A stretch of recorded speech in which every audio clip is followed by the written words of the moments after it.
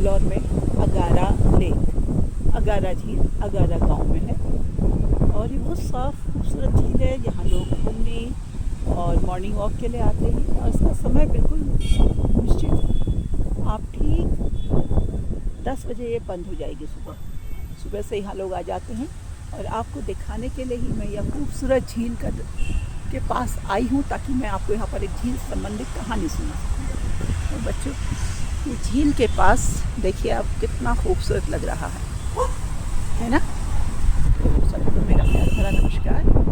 इस झील के किनारे आकर मैं आपको झील की कहानी सुना रही हूँ, ताल की। खूबसूरत झील है और आप देख रहे हैं एक सुंदर सी झील बेंगलोर की अगारा। यहाँ से मैं सुना रही हूँ एक सरोवर की या एक ताल की कहानी। एक राजा था, उसका एक राजकुमार था बच्चों।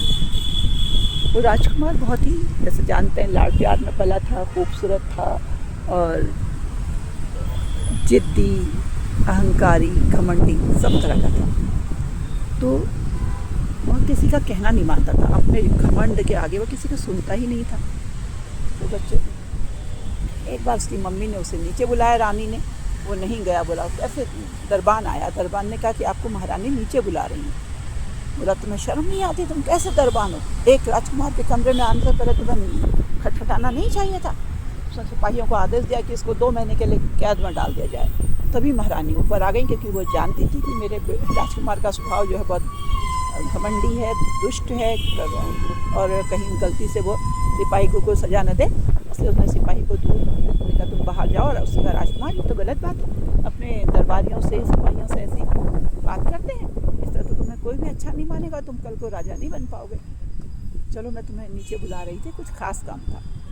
तो बच्चों, जैसे ही उनने यह कहा तो क्या कहते हैं, राजकुमार बोला नहीं मैं नहीं आता। बोला अरे आओ तो, मैंने तुम्हारे लिए कोई उपहार मंगाया है।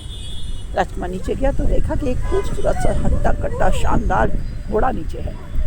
राजकुमार बोला ये मुझे नहीं चाहिए, मुझे ऐसा रद्दी अड़ियल सा घोड़ा, कितना गंदा दिख रहा है। महारानी बोली एक बार चढ़कर इसको देख तो लो कैसा है। तो बच्चों, राजकुमार उसमें चढ़ के गया। थोड़ी देर चलता रहा। बोला कितना गंदा घोड़ा, अच्छी चाल भी नहीं है, तेजी भी नहीं है चाल में, दौड़ना भी नहीं आता इसे। घोड़ा ये सुन बड़ा दुखी हुआ, उसने दौड़ लगा दिया। और इतनी तेज दौड़ लगाई कि वो रुको रुको कहता रह गया और वो उसको लेकर घने जंगल में चला गया। घने जंगल में जाते जाते घोड़ा बोला रुक जा, कितना गंदा घोड़ा है, मैं ऐसे घोड़े को कभी नहीं लूँगा। पता नहीं मेरी मम्मी ने इसे क्यों मंगाया है, ऐसा कर चला करा। और घोड़ा और तेज उतरा, आके उसने जंगल में उसे गिरा दिया। राजकुमार गिर गया और घोड़ा भाग गया, घोड़ा गायब हो गया। तो जब वो घोड़ा गायब हो गया तो राजकुमार ने देखा उसके कपड़े सारे गंदे हो गए थे। सामने ऐसा ही एक खूबसूरत सा तालाब था, सुंदर सा तालाब। वह उस तालाब के किनारे बैठ गया। तभी वहाँ पर एक लड़की आई, खूबसूरत सी राजकुमारी। वो बोला अरे तुम कौन हो? बोली मैं। क्यों, तुम्हें क्या करना है? बोली तुम तो कपड़े गंदे हो गए हैं जिसके कारण। राजकुमार बोली अच्छा ये बताओ। राजकुमार बोला कि तुम कैसे पहचानी कि मैं राजकुमार हूँ? बोले क्यों नहीं पहचानूंगी? देखा ना तुम कितने घमंडी हो, कितने जिद्दी हो, अपनी जिद में आकर घोड़े से गिर गए, घोड़े ने गिरा दिया। बोले अच्छा।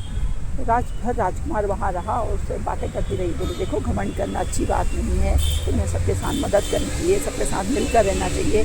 बहुत सारी अच्छी अच्छी बातें समझाती हैं। जब तुम्हें गुस्सा आए तो मन को शांत रखना चाहिए, गुस्सा नहीं करना चाहिए, इतना गुस्सा स्वास्थ्य के लिए अच्छा नहीं होता। बहुत सारी बातें हमने सुनाई।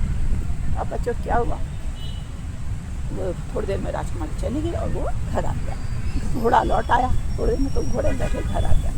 घर आया और घर आके वह चुपचाप रहा, ज़्यादा उसने किसी को कुछ कहा नहीं। और जब भी कोई कुछ उसको गुस्सा आने को होता तो उसको राजकुमारी याद आ जाती।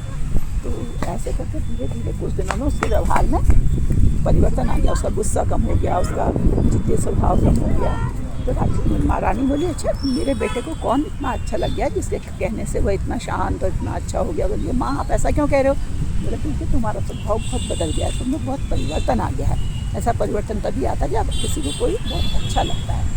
तो बोला तब राजकुमार ने उसे सारी बात बताई। बोली उसको ले आओ यहाँ। फिर जंगल में उस घोड़े में बैठ के वहाँ गया तो उसे कोई नहीं दिखा। लेकिन जैसे ही शाम होने लगी, रात होने लगी, तो अचानक से वो राजकुमारी दिखाई दी। बोले अरे तुम अभी तक कहाँ थी? बोली मैं यहीं रहती हो मुझे बताओ। बोले देखो मैं तुम्हें बहुत अच्छा मानता हूँ, मेरी माँ चाहती है कि तुम मेरे साथ महल चलो। बोले मैं तुम्हारे साथ महल नहीं चल सकती, क्योंकि मैं जंगल में ही रह सकती हूँ और मैं केवल अभिशप्त हूँ, मैं राजकुमार साथ शादी भी नहीं कर सकती। बोले ऐसा क्या है?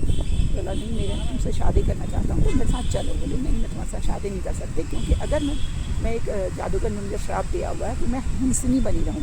मैं दिन में तो हंस की बन जाती हूँ और रात को राजकुमारी बनी रहती हूँ। ऐसे ही बातें करते करते क्या हुआ कि अचानक सूरज निकल गया और वो हंसनी बन गई है।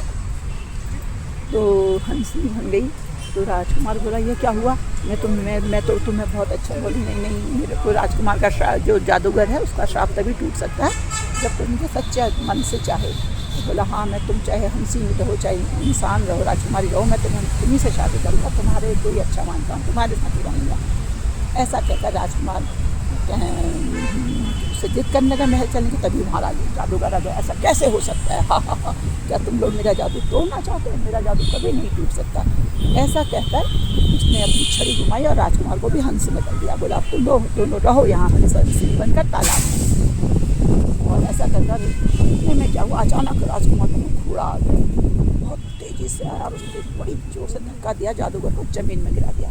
इतनी जोर से गिरा कि उसे बहुत जोर की चोट लगी और उसके हाथ से उसकी जादू की छड़ी गिर गई। घोड़े ने अपने पैर से उस छड़ी को तोड़ दिया और वो छड़ी के टूटते आप समझ सकते हो जादूगर का जादू खत्म हो गया। राजकुमार और राजकुमारी जो थे दोनों मनुष्य बन गए, है ना। हंसनी के बदले मनुष्य के रूप में आ गए और वो बहुत खुशी फिर वो लोग दोनों अपने घोड़े में, उसी घोड़े में बैठकर घर आए, महल आए। और तब राजकुमार को पता लगा कि ये घोड़ा कितना वफादार है और वहाँ जाकर उनके धूमधाम से शादी हुई और फिर ज़िंदगी बहुत समय तक बहुत अच्छे राजा के रूप में रहा और दोनों का राज्य भी बहुत अच्छा रहा। तो बच्चों कैसी लगी ये कहानी? ये ताल का झील का किनारा, हरे भरे पेड़, खूबसूरत वादियाँ कितनी सुंदर लग रही हैं। तो ऐसे ही तजवीलों को हमारे को सुरक्षित रखें, बनाएं, साफ रखें, हमारा भी प्रयास होना चाहिए। अब आपको कहानी कैसी लगी मुझे बताएंगे, कमेंट में लिखेंगे, लाइक शेयर सब्सक्राइब करेंगे। जिन्होंने मेरे चैनल को सब्सक्राइब किया उनका मैं हृदय से आभार करती हूँ और जो इस चैनल में नए हैं वो इसको सब्सक्राइब अवश्य करें, क्योंकि मैं और सब यही मानते हैं कि कहानियाँ हमेशा एक हाथ से दूसरे हाथ जानी चाहिए। ये कहानियाँ हमारे साहित्य के धरोहर हैं, मानव व्यवहार में परिवर्तन लाती हैं, मनुष्य को एक अच्छा व्यक्ति बनाने में सहायक होती हैं।